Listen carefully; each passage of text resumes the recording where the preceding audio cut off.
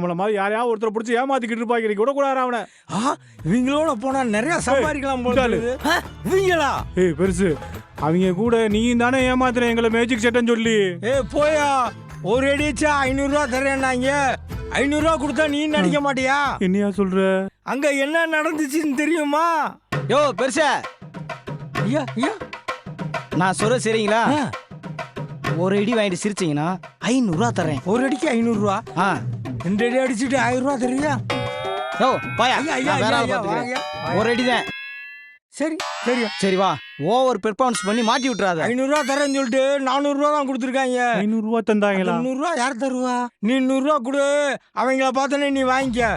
இப்போ விலகு, வந்துட்டாங்க பெரிய சிஐடி மாதிரி. நான் ஏமாந்த 100 ரூபா கூட தரமாட்டேன்றாங்க.